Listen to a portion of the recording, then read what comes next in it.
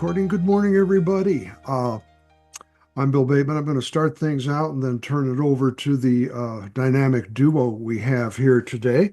Uh, Going to introduce Ken Pryor. Ken is the program coordinator of the Oregon Housing and Community Services Department.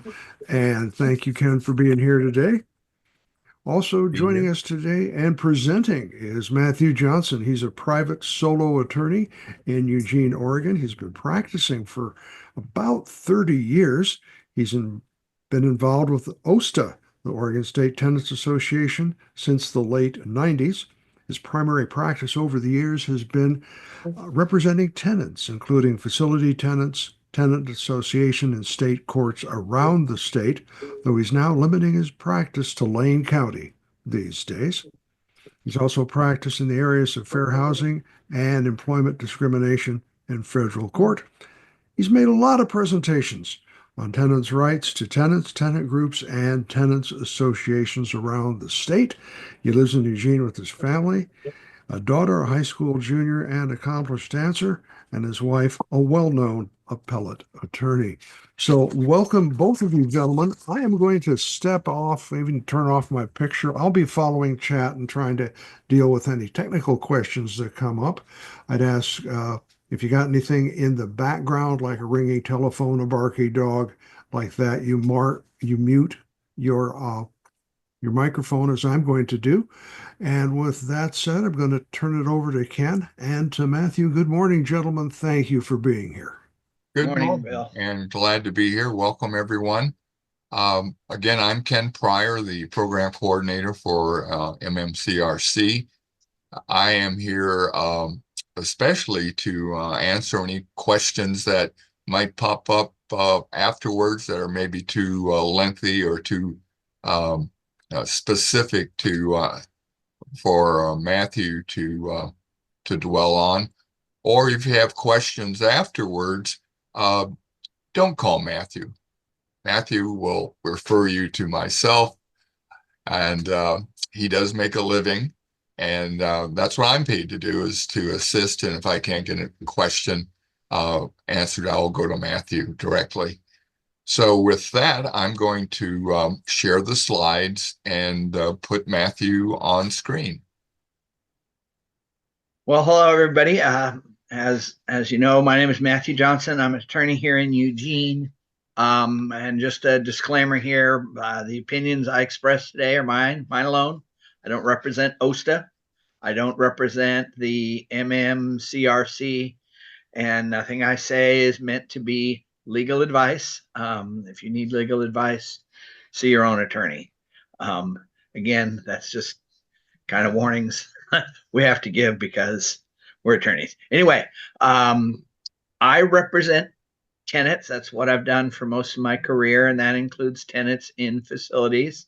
I must say that among the hundreds and hundreds and hundreds of tenants I've represented over the years, I have represented a handful of landlords, probably 5. I've never represented a facility landlord, but I do a lot of representing people who live in apartments and stick houses and those sorts of other rental situations other than in parks. So before I get started talking about the tenant associations, I want to make sure that you understand exactly how important tenant associations are and why you should either form one in your park or join one, whichever. So despite what the owners of your facility might tell you, they are not in the business of providing you with a nice place to live. They are in the business of making money. And I'll tell you, these facilities make money hand over fist. As one park owner once said, they are gold mines. And they're especially lucrative when you don't invest, or you invest almost nothing in the upkeep or repair of the facilities. You are what is known as captive consumers. And this is not like in the old days when you could hitch up your trailer to the back of your caddy and drive down to the road to the next facility. You're stuck there. And the landlord controls how much you pay and If you want to get out of there, the landlord controls who you can sell it to. It's like being locked in a restaurant where you have to eat, but you can only eat what they serve, and you got to pay whatever they charge you. You can't bargain with them, and you can't go somewhere else. So if you want to leave the facility, you're going to have to leave your home and any investment or equity that you thought you might have in that. And it's not like in the old days when a verbal agreement and a handshake was good enough. If those old days ever really existed, there's an incredible power imbalance between an individual tenant and the landlord. Nowadays, the typical rental agreement is 20 pages with 30 pages of rules and regulations attached. And I must say, it's my experience that often both those rental agreements and those rules and regulations are filled with unenforceable provisions that are put in there knowingly, merely to intimidate you as tenants. And so it's very difficult for you to figure out which of those sorts of things in there may or may not be enforceable by a landlord. And so, again, reasons why you should have an tenant association. And finally, I'll tell you, I remember some of the old days. I started doing this back in the 90s, and back then, a lot of parks around here were the owner of the park lived in the park. That owner had built that park. That owner took very good care of that park because they lived there. They knew all the residents. They took care of them. They'd mow the lawns for the old folks who couldn't mow their lawns. They'd take people to the drugstore to pick up their meds. I remember a park where every few years the owner would go around, he paid everybody's carports. But it's not that way anymore. These days, the owner of your park is probably some investment corporation, maybe out of California, maybe out of Illinois, maybe out of Portland. And they don't know you and they don't care about you. You're just a number. You're just an income. You're just a check every month. That's all they are to you. This is why you need tenant associations. As an individual, the landlord is not going to listen to you. But if you have half the park saying, we're going to withhold the rent, they'll listen. They won't listen if you just say, I'm going to withhold the rent until you fix all the sidewalks in this park. It's like, yeah, we'll go ahead and we'll evict you. But if half the people in the park say, we're going to withhold our rent until you fix, that's a significant financial hit, and they're going to pay attention. So I'll say these tactics are becoming increasingly necessary. I had represented a tenant in a park recently, and it was just an individual, but basically that's what he did. Said, I'm not going to pay rent until you fix this. And they tried to evict him twice, and it ended up costing the park close to $40,000. They got the message. They need to take care of the park. And withholding rent is an extreme and scary and dangerous proposition, but it works. So this is why you need tenant associations. So let me talk about what they are. So first slide. Wake up, Ken. I'm trying, and it's not cooperating here. Uh-oh. Thought we practiced this. There we go. You got it? I don't see anything. You don't see anything? No. Well, that's ugly. Did you have anything through this entire? Well, while Ken's working on putting that first slide up here, I'll tell you what it is. It says it's the 5 basic types of tenant associations. Well, looking promising. Well, we're getting there. The first, and I will talk in depth a little bit more as later on as we get there. But the first type is what I call unaffiliated tenant associations. These are just independent groups in a facility formed by the tenants in that park, just about their own issues and just in that park. Go to. The second type of tenant association is an association that is affiliated with a larger organization. There we go. Okay. These would be OSTA chapters. The OSTA is the only statewide organization I know of currently, and they charter tenant associations in parks. And so the third type is what's called Committee of Seven. These are set out in the statute specifically. They have specific rules about how they're formed, and they have very, very, very limited rights, which I'll talk about that and the problems with that later on. Then there's what's known as a purchase committee, and that's a committee formed on the possibility that the landlord or owners might want to sell the facility, and they have basically just the right to be notified of a potential sale. And then we have what I call social associations, and those are associations that are their purpose is just social stuff, garage sales, bingo games, whatever. Next slide. Here we go. So as a tenant association, you have a lot of rights.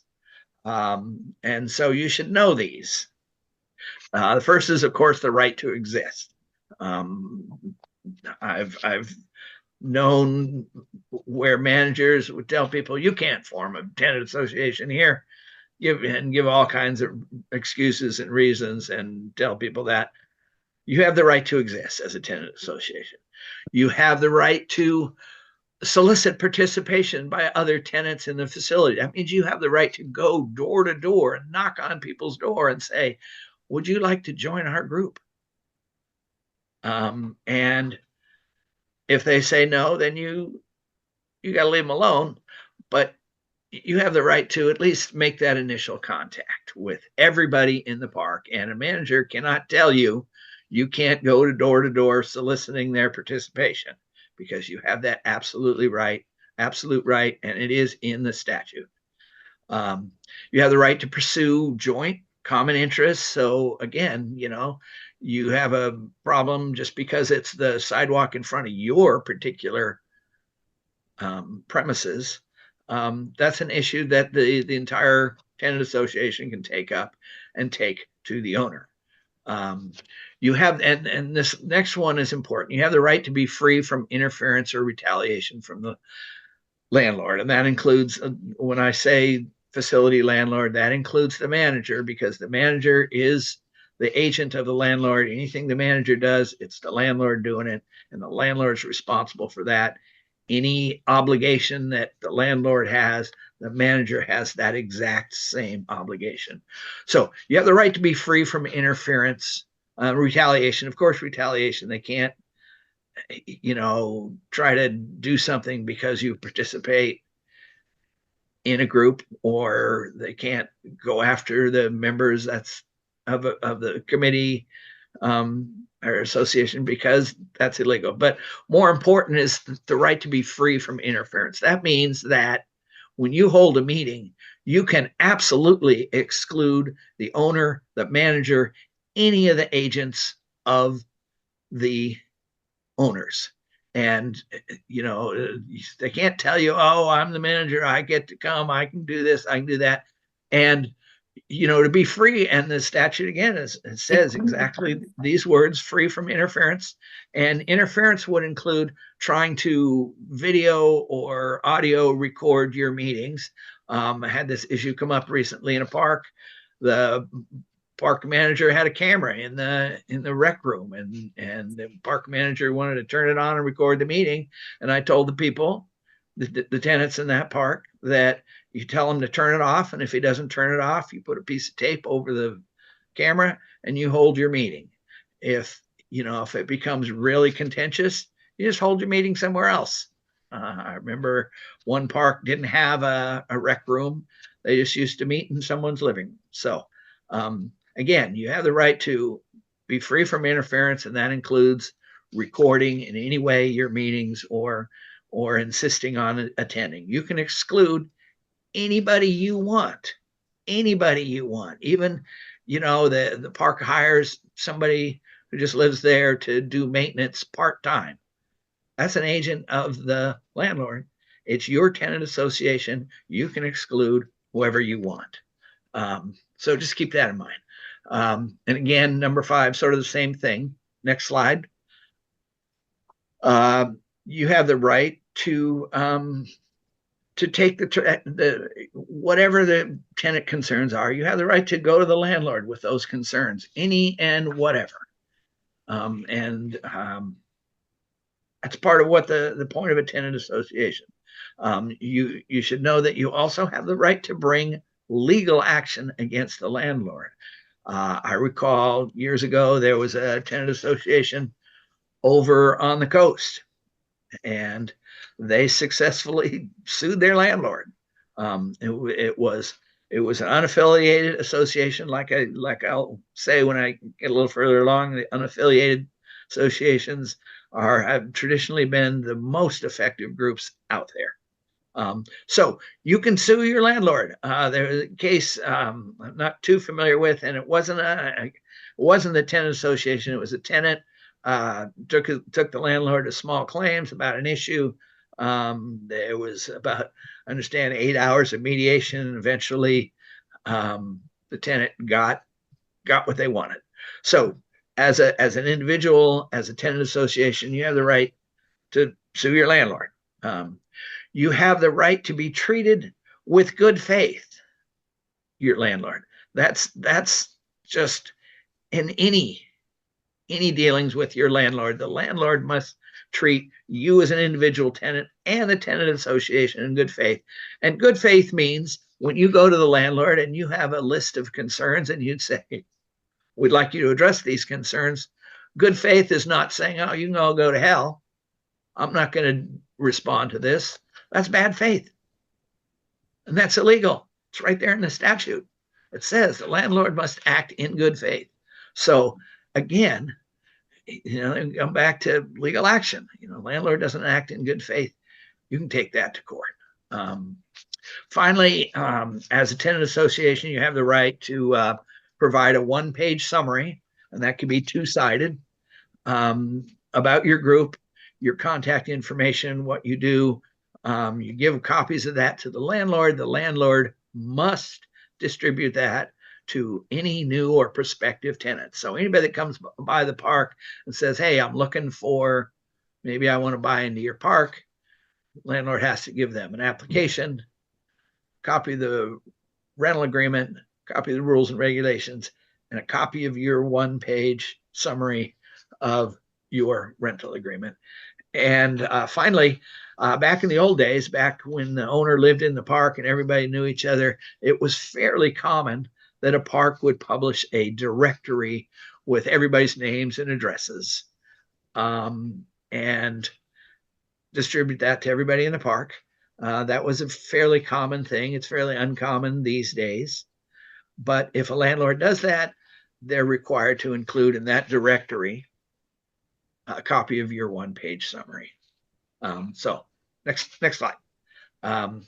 So how many and who can be on the tenant association? So your facility can have as many tenant associations as people want. I've known big parks that had 3.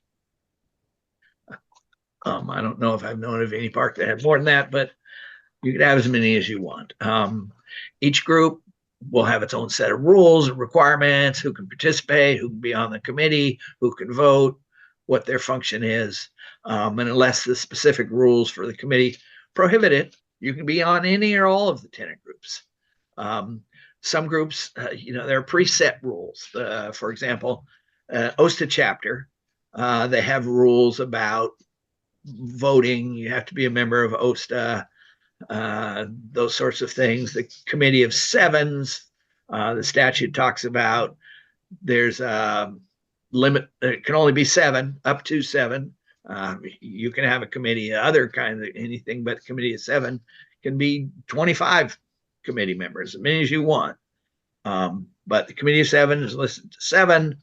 And there's specific rules about who can vote.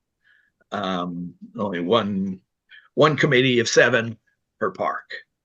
Okay, so let's talk about each of these different kinds of associations. Moving right along with the slides.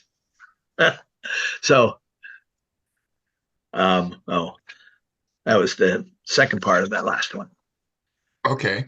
So, unaffiliated. I mentioned those. Those are just groups that are independent. They're formed within the association, within the facility. They're sometimes very small. Sometimes they are very transitory. They are often initially formed in response to a particular issue. The pool hasn't been cleaned in 2 years, and it's sort of this pea green color, and it's got some dead mice floating in there, and the manager hasn't gotten around to cleaning it in 2 years. So, a one issue kind of thing. And they come together, they form, they start whatever they're going to do, and eventually the manager cleans the pool out, and there's no longer, people believe, a need for a tenant association. They lose interest and it goes away. Those associations that last are ones that have a broader focus, and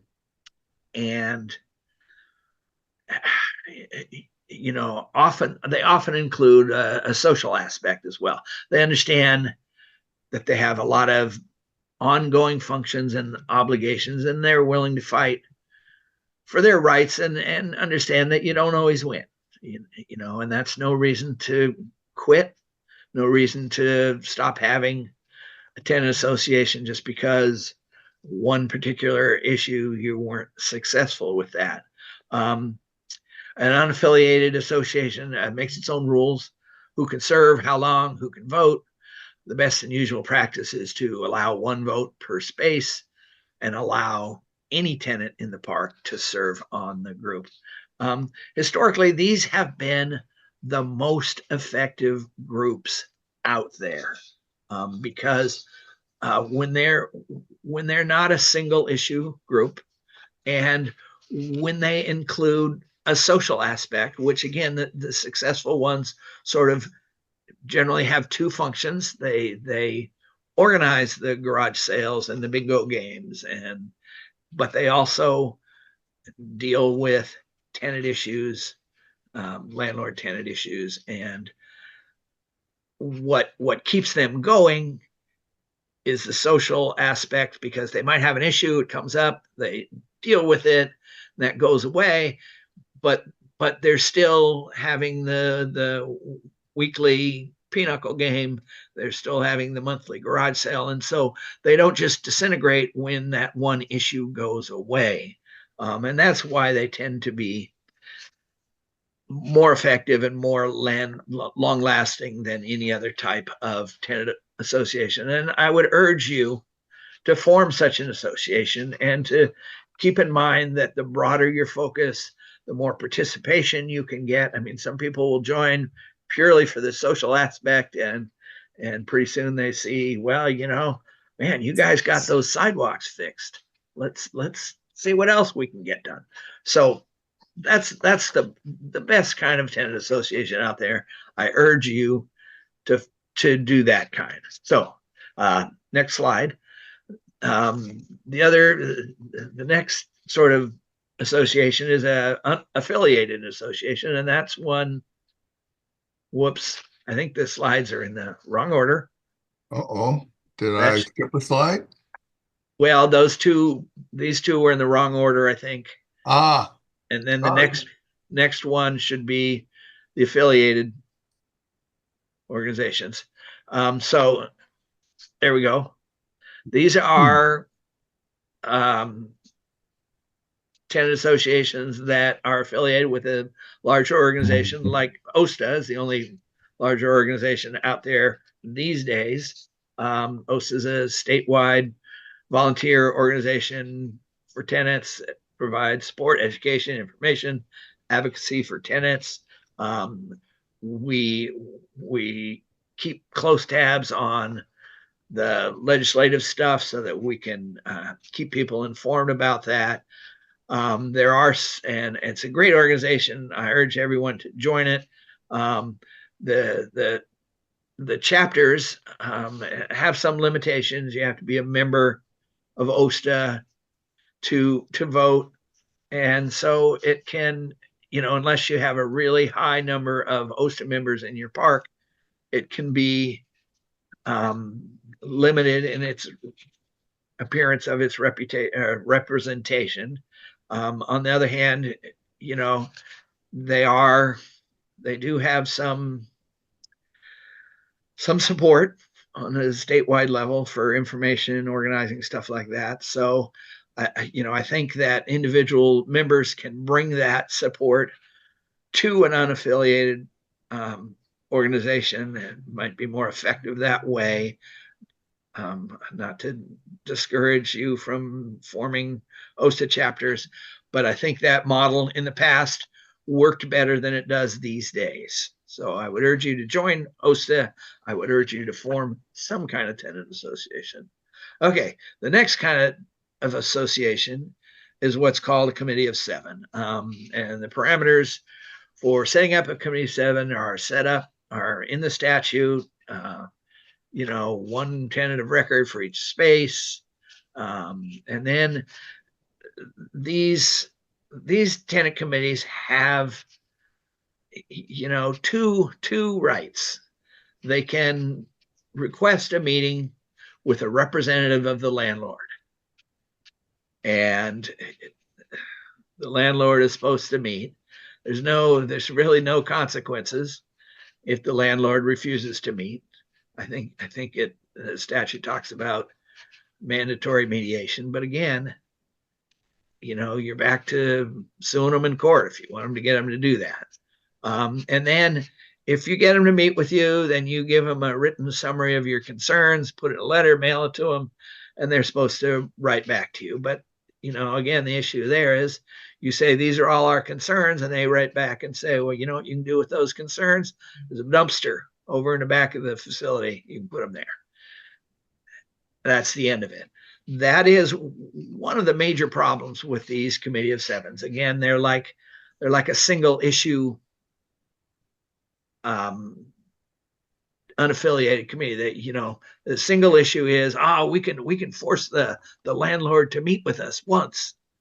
And then you do that and you get nothing. And then the committee of seven says, okay, well, that's it. We did our one meeting. It didn't do any good. Let's all go home.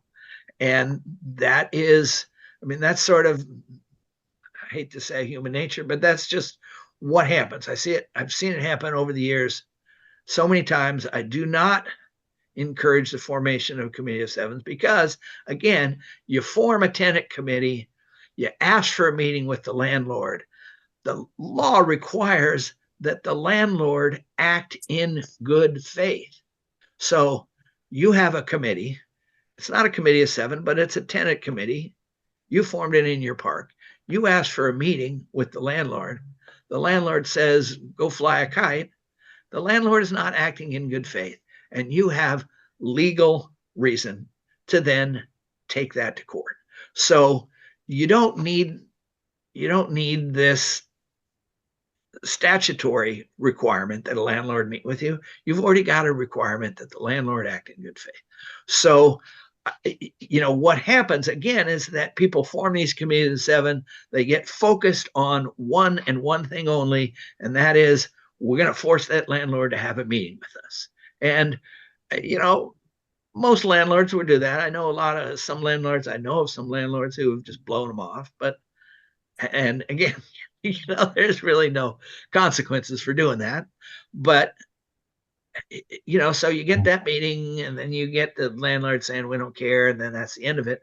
And what has happened, and there's been some part of the tenant advocacy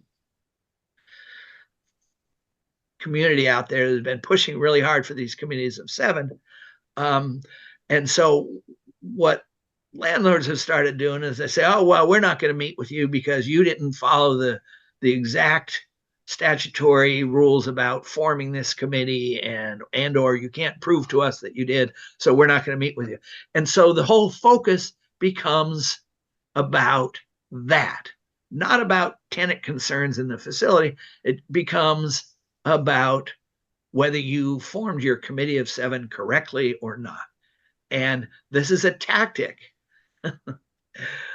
of the landlords to distract the tenants. And so then the focus becomes all about, oh, well, we got to make sure we did this right, and we got to go back and we got to do it. And it's like, no, you're a tenant committee. You asked for a meeting with the landlord. The landlord is required by statute to meet with you, to act in good faith. So whether you formed your committee exactly the way it's required in the statute, whether you didn't do it all like that, the landlord is still required to act in good faith. And this focus on, oh, we have to, spend hours and hours and days trying to make sure we do this exactly the way the statute. No, it's just a waste of time. It's a waste of focus. I urge everyone to, don't worry about a committee of 7. I mean, if you have a large unaffiliated committee that a lot of participation, a lot of people willing, you have a social aspect to it. You got people doing the bingo games.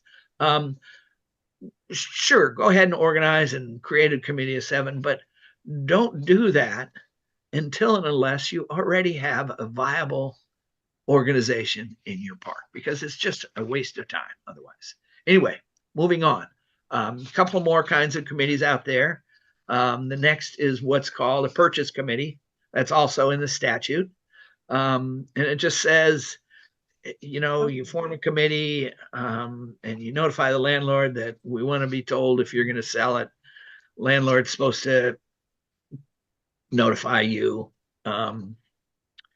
if the landlord is going to sell the facility. The importance of that is not the notification, but just to be ready, because this stuff happens really fast. And if people in the park are really interested in purchasing a facility, you need to have a committee already up and going before that happens, because the timelines are really quick.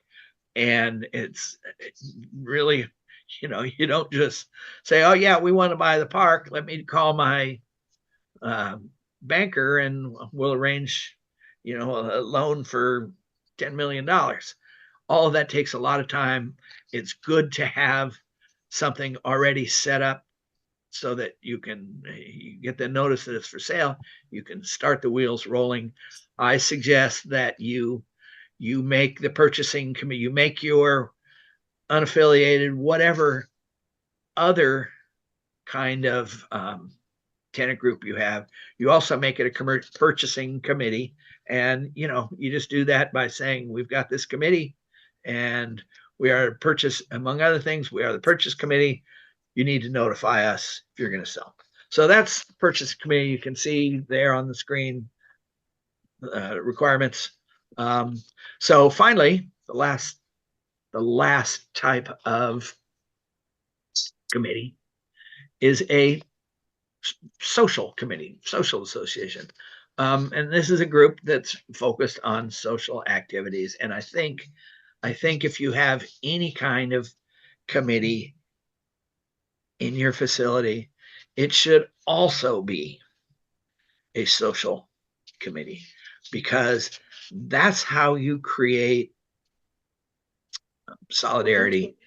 That's how you create cooperation. That's how you get to know the other people in the park. That's how you learn the issues going on. I mean, maybe the manager has started picking on a particular tenant in the park because they don't like that tenant. Maybe that tenant is Catholic. Maybe that tenant is non-white. Maybe that tenant has some alternate lifestyle, whatever. And the park managers decided that they're going to pick on that person. That's how you learn that issue. Maybe there's somebody in the back of the park that, I keep talking about the sidewalks, and maybe we'll have time to talk about that in the park, but maybe it's somebody in the back of the park, way in the back corner. The sidewalk is all messed up. And, there's only 3 of the 200 people in the park that ever go back there. So how do you know? Well, because when you're sitting around Sunday afternoon playing pinochle, and that person who lives back there says, "Oh, I don't know what to do. The sidewalk in front of my house is like all, broken up and sticking up, and it's a real tripping hazard. I have a hard time getting by it." And other people say, "Oh, we didn't know that, because we never go back over there." So, so the social aspect is really important, and I urge you to again make that part of your any committee, and maybe that's a subcommittee of the main committee that does that, and it helps in so many ways. It makes those connections. It's a way, informal way, that a lot of information gets shared. It makes people feel less isolated.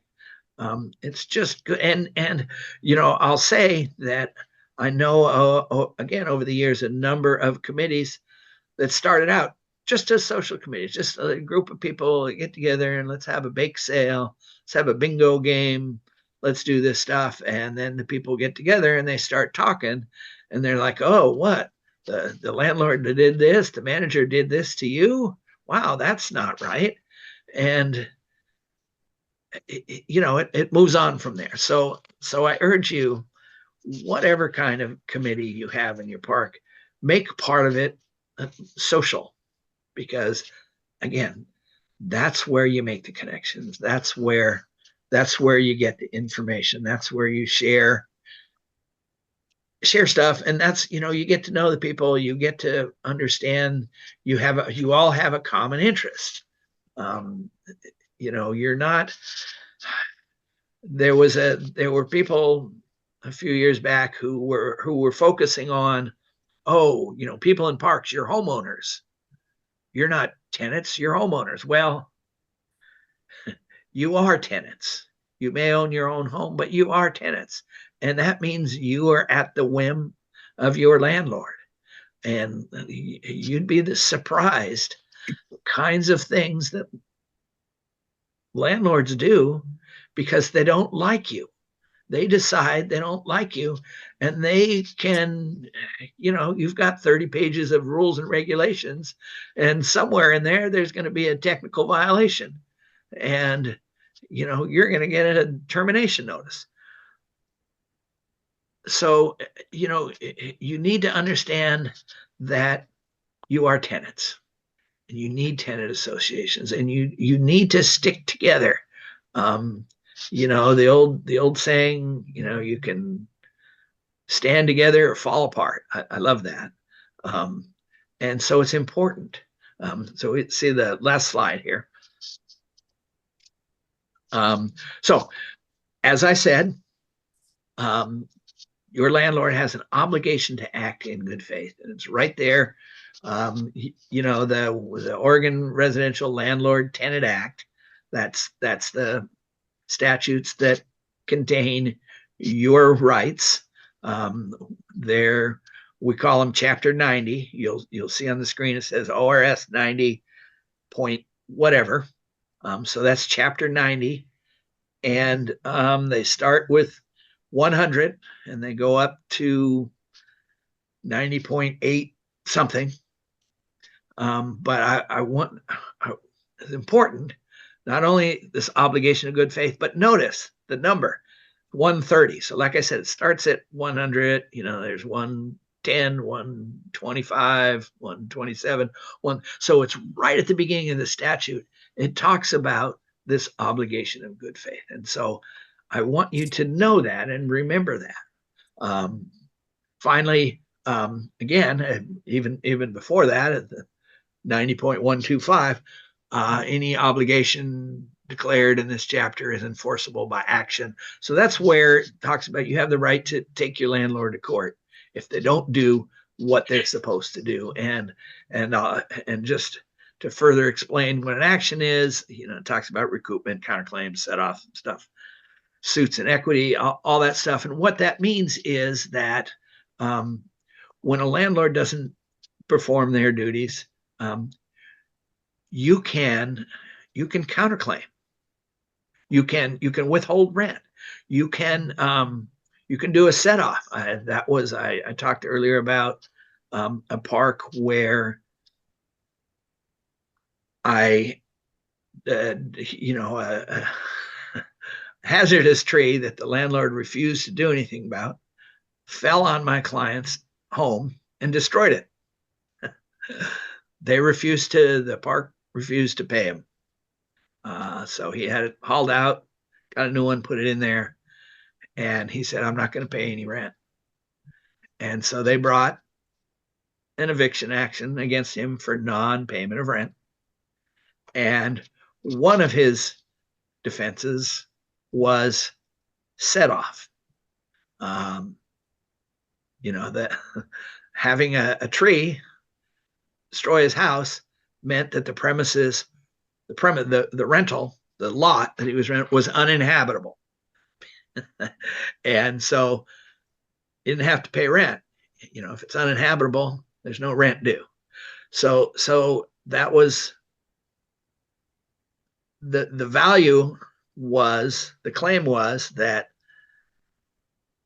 he didn't know that much rent because there was no value to that lot with the hazardous tree there.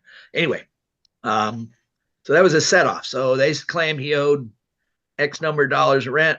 And he claimed, no, I don't. It's a set off because it's damages. You owe me damages. Anyway, so just understand these things, obligation of good faith, and any obligation of a landlord is enforceable in the courts.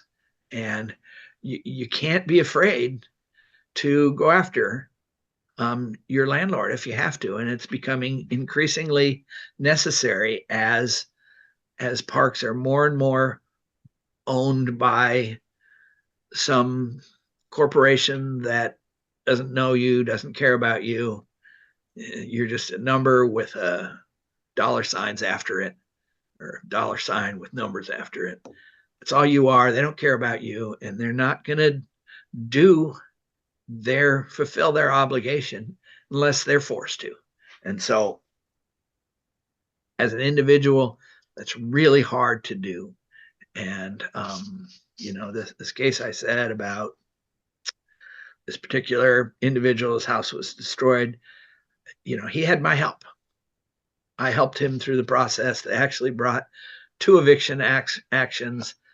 The first one, I didn't bring any counterclaims because I thought maybe we'll send them a message, cost them, they lost because they hadn't filed the paperwork correctly, and they lost.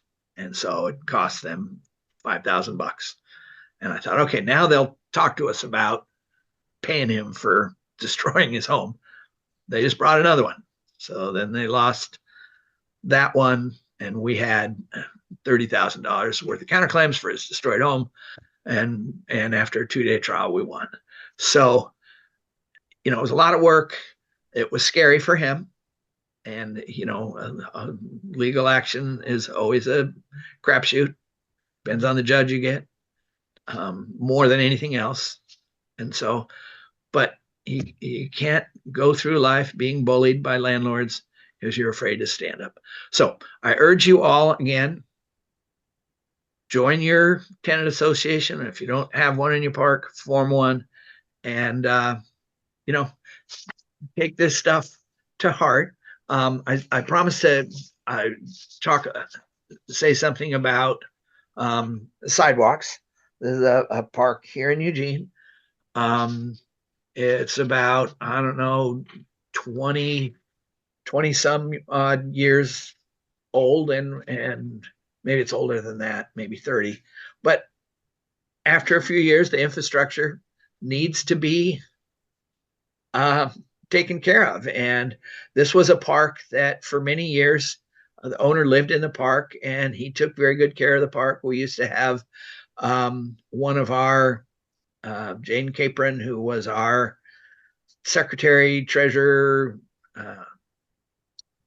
newsletter editor for many years. She was awesome. She lived in that park. She was good friends with the owner. And everything went great in that park. That was one of those parks where they're, they pour a foundation and then they bring in parts and they assemble these houses. They're expensive. They're on, anyway. Eventually, after 25 years, sold the park to a big corporation, moved to Hawaii. And, and it was about then when the infrastructure started to fall apart. So that was a smart move on his part, I guess. He didn't have to fix it. So the sidewalk started buckling and causing issues. And again, like many parks, a large portion of the I'm sorry. There we go. Oops. Here we go. There you are. A large portion of the people in the park were elderly. And so, buckling sidewalks was an issue. A couple of years ago, a tenant went to the manager and said, "Hey, there's some buckling in front of my house. Would you please fix it?" And the landlord said, "Oh, read your rental agreement. You're required to fix that." So rather than fight with the manager, the guy just went out and hired somebody and had the work done. But it started happening around the park, various places, and the manager's response was, "Nope, it's in your rental agreement. You have to fix the sidewalks." And so the tenant association came to me and they said, "This is what's going on." And I said, "It doesn't matter what your rental agreement says. The law says the landlord is required to maintain the common facilities. The sidewalks are common facilities." So I wrote a letter to this is one of these big corporate entities, and I sent it to their, regional manager, whatever, sort of the first level of their bureaucracy. And of course, the response was, no, it says they have to do it. It says it in the rental agreement. And it's like, okay. So then we sent a copy of my letter to, I don't know, his boss and the president of the organization. And lo and behold, a couple of weeks later, "Oh, well, we don't have to fix these, but we're going to fix. Please give us a list of all the places in the park that need to be fixed, and we'll fix them all." So, when the individual went to the landlord and said, "Hey, this is buckling in front of my house. You should fix it," and he was bullied because it was just him. He didn't know what to do, so he went and hired a contractor and had the sidewalk fixed. But when there was a tenant organization, and they tried, they actually sent an initial letter and said, "Hey, you need to fix this," and they were told nope. But because they were a tenant association, they had a bunch of people, they took up a collection, they got some money, they hired me, and I gave them, a discount. And I don't know who keeps turning my video off. It's not me. So they came to me, and they had more resources than an individual might have had, and they were able to meet with me, give me some money, and I wrote the letter, and we eventually moved it up the chain of command, and we got something done, and something that, I suppose if an individual in the park had come to me and was paid my fee, I would have written the same letter. But again, people tend to be afraid because this is their home, and they could easily, it's not that hard to come up with some fake reason to threaten to terminate someone. And so when it's the tenant association, it's no particular tenant is risking that sort of bullying, retaliation. And so, again, I just urge you, to all of you, join or form your own tenant association. And there's just powers in numbers. And for all of the reasons I've said, and I think probably, again, I don't know why my video keeps turning off. Somebody doesn't like my face. It's my computer that's doing it, apparently. Anyway, so Ken, do we have questions? Oh, Stuff? there were a couple in the agenda. We talked about Okay. a couple of areas where, um, let's see, people are being back charged for water bills, those kinds of things. And I guess in general, I like to remind folks that uh, the MMCRC is there to assist you in understanding what these rights and what these statutes say. We're not attorneys, but we do have a lot of resources. As a matter of fact, we do have a single contracted attorney that handles some of our cases, and you're invited to, you know, contact myself, and we'll get in touch with the proper parties. But that's our role in this whole process. But one of the other issues, Matthew, was trying to tell people what the difference is between eviction court and small claims. Yeah. So basically, so small claims court. So that we have circuit court, which is the trial court, and we have small claims, which is also, a mini version of the circuit court. It's sort of an abbreviated uh, circuit court. You have the right to a jury, and all the very formal rules of evidence, and that sort of stuff apply. Small claims, it's a little looser.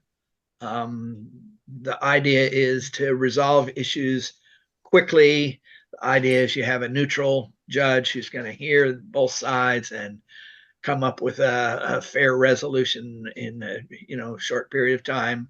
They're not court of records, which means you cannot appeal whatever decision you get. You're stuck with. If recently dealt with someone who had gotten a judgment against a landlord in small claims court, and the landlord was refusing to pay it. And so one of the things you can do with a small claims judgment is you register that in the circuit court, and any judgment in the circuit court is automatically a lien on any property that person might own. And so, that's again a difference between circuit court and small claims court, is that you're on your own as far as collecting a judgment in small claims court. But if you register it in the circuit court, the collection stuff is available. You can garnish wages, you can garnish bank accounts, you can seize property.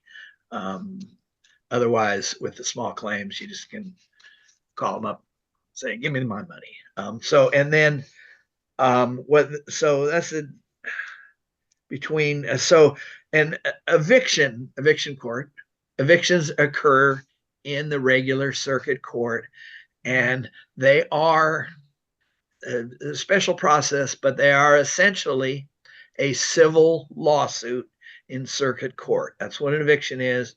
A landlord is suing you for a judgment that says, I get possession of this property. And then when you get that judgment saying, I have possession of this property, you can take that to the sheriff, and then the sheriff will go out to the property and remove whoever doesn't belong there. But eviction court is in the regular circuit court. All the rules, regular rules of evidence, and all that apply. It's very formal. One of the few, so we have the Chapter 90, the Oregon Residential and Landlord Tenant Act, and it has some limited protections for tenants in it. Unlike some other states on either side, California, New York, possibly Washington, have a lot more protections for tenants. Other states, particularly the South, have absolutely no protections for tenants. It's interesting. A number of these big student housing been built in recent years here in Eugene are owned by one of them was owned by a Tennessee company who had this rental agreement that they use in Tennessee, in a state where tenants have no rights. And it was interesting when they first started using these, and just all kinds of draconian measures. So anyway, so my point here is that we do have some limited rights. And like I said, I've been practicing representing tenants for 30 years now. And often a tenant's only defense was some technicality. And that's the thing about circuit court. If you don't cross all the T's and dot all the I's exactly how it says to do it in the statute, then you haven't complied with the law. You lose. I've got a trial coming up in a week. Landlord gave a termination notice, and the law requires that any termination notice contain information for vets, information about rental assistance programs, and some other kind of information. So if the termination notice didn't include all that, and it's a defective notice, it gets thrown out. So it'll be a short trial because it didn't include that. So again, the eviction court is a regular lawsuit. The only difference is sort of the timelines.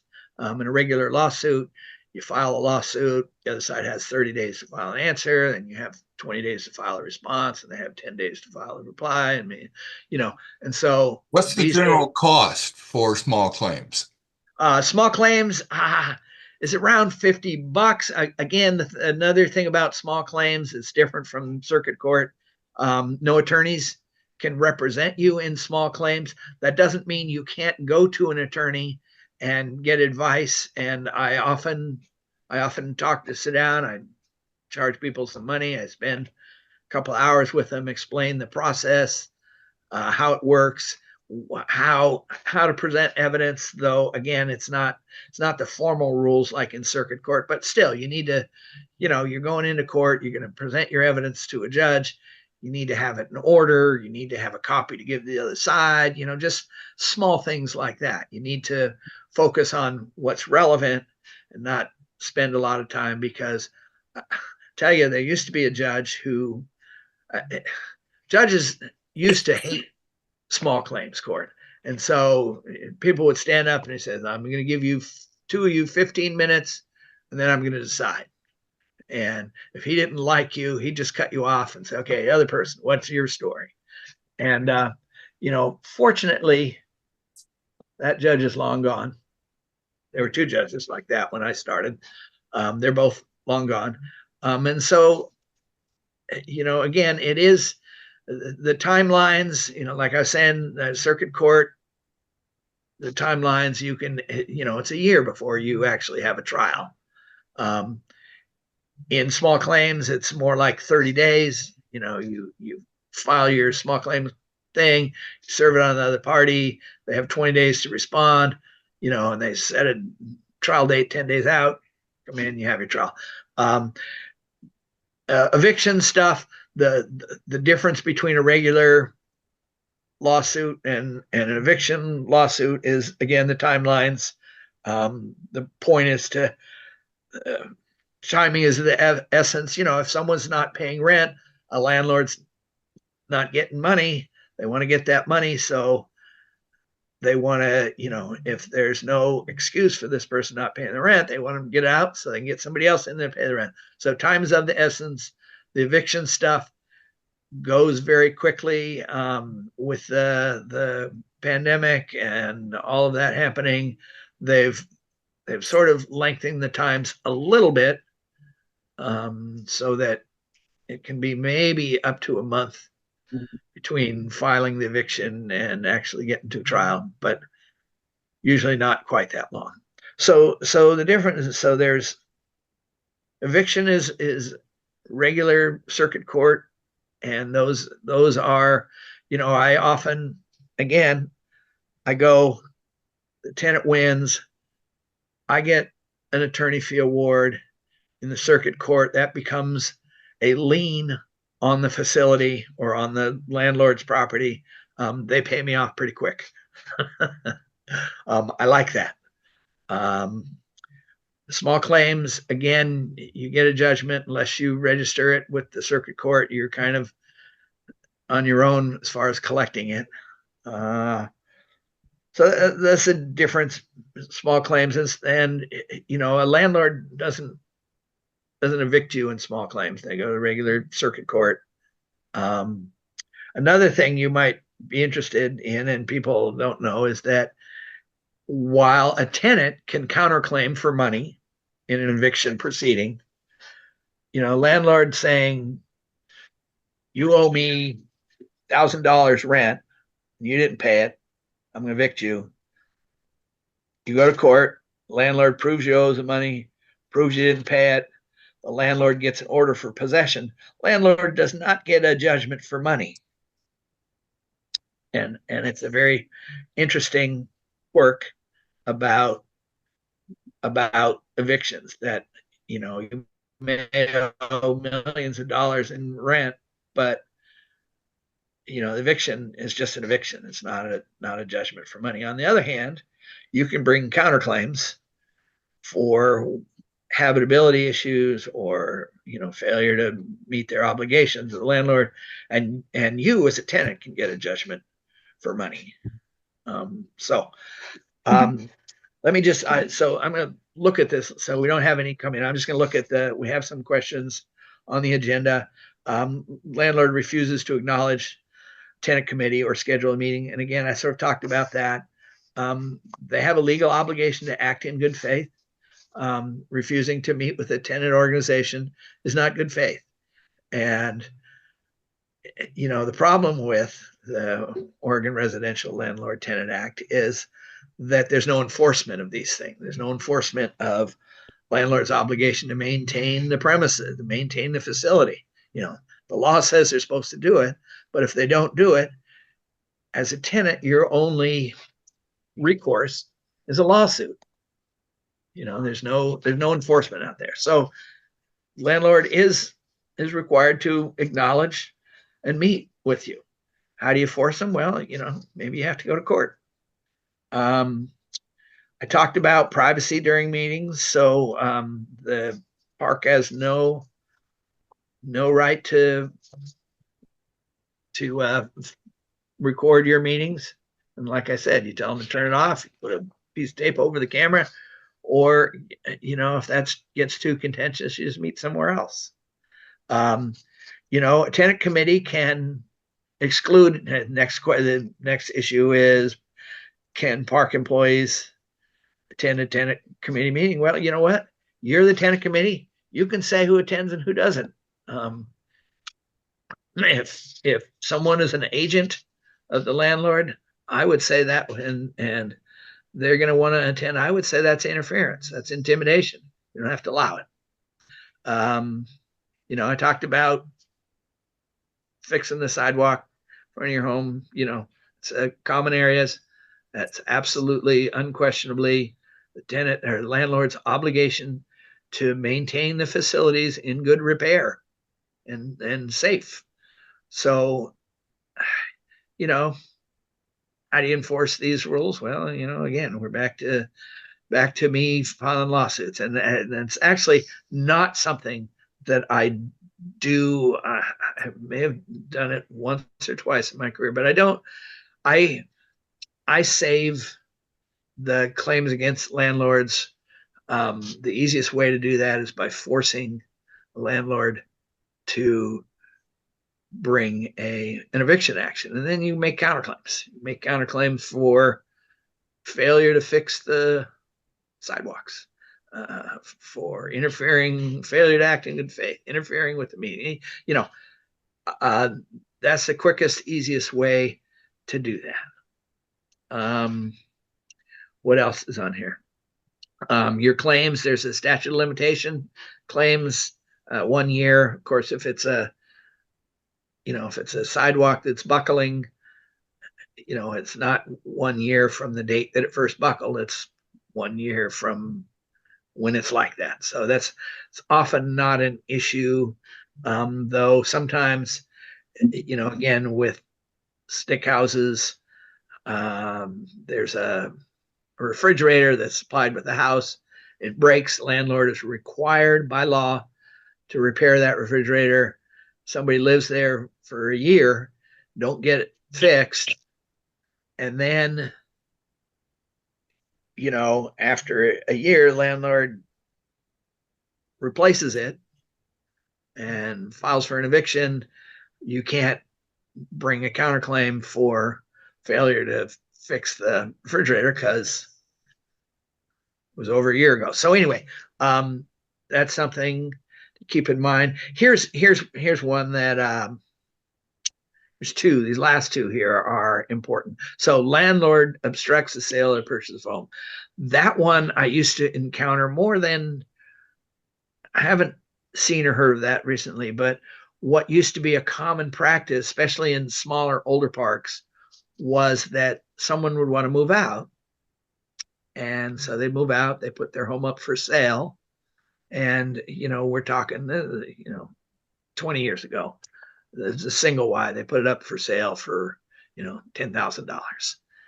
And the landlord has to approve a buyer before you can sell it to them. If they intend to leave it there, which is, nobody moves homes out of parks. You can't. It's just not. It's not cost effective, and it's especially older ones that just fall apart if you try to move them. So, so you're trying to sell this home. Meanwhile, you've moved somewhere else. Maybe you bought a new home in a new park. As long as that home is still there and you still own it, you still have to pay the rent.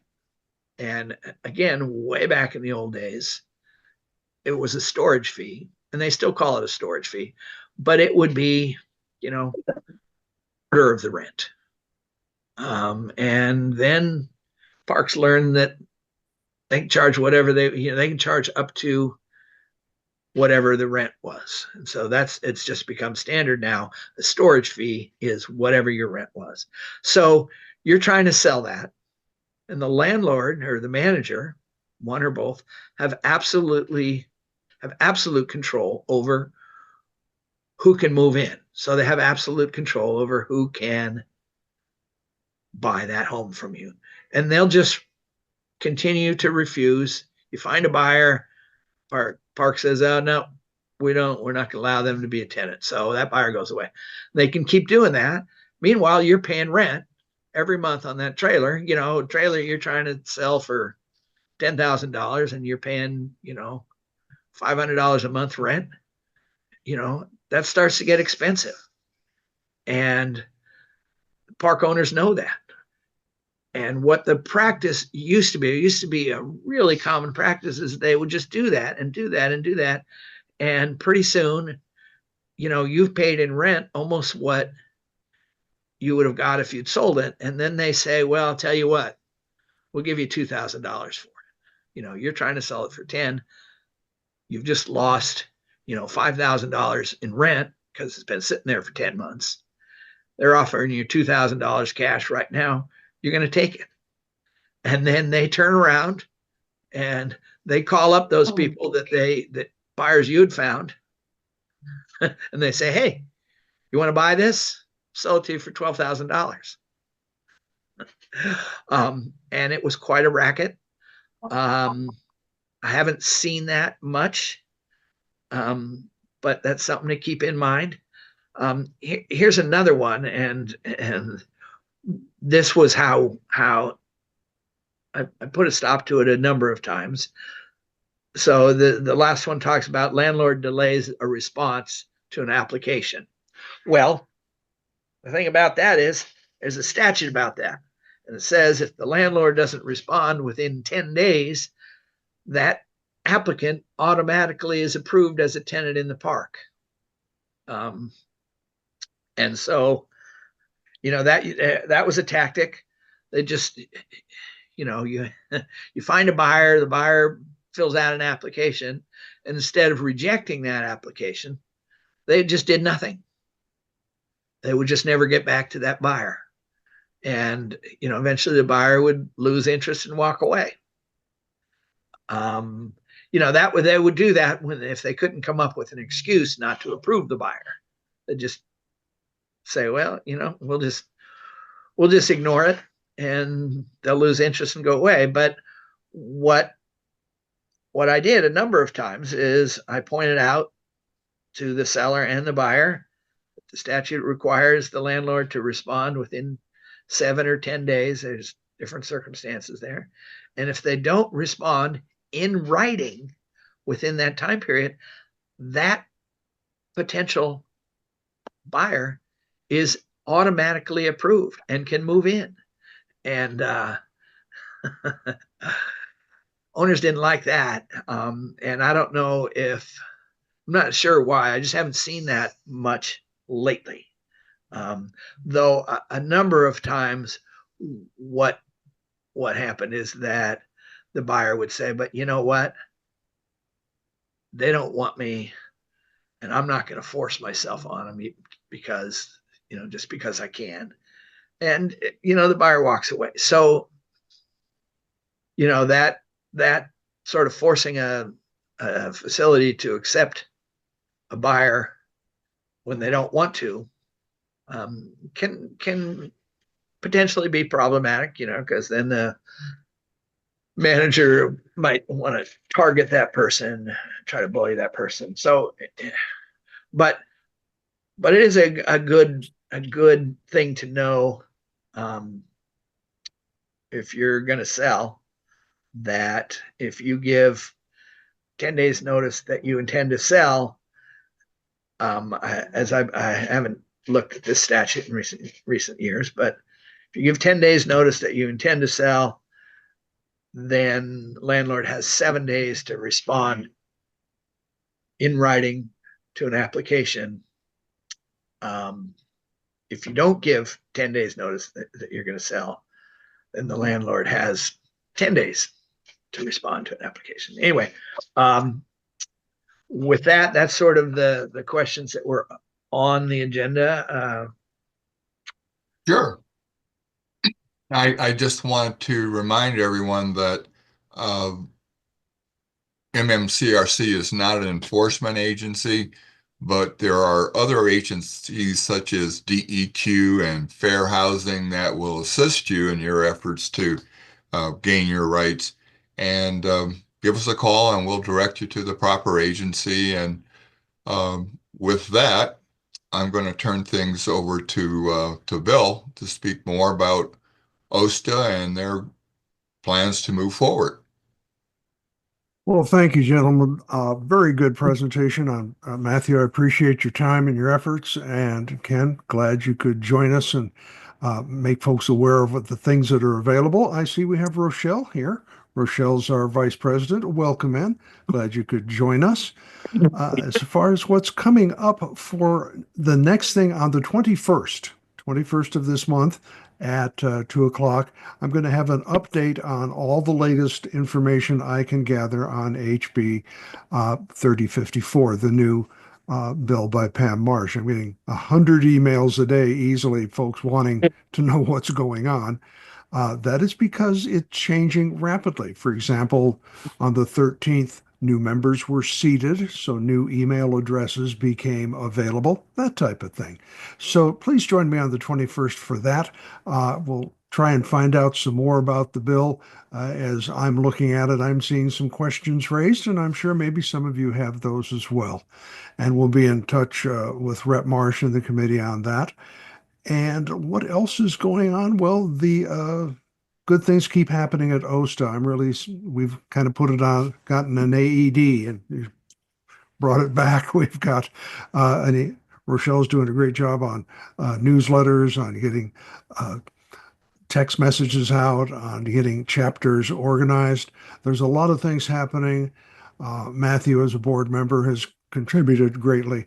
So thank you, guests who came.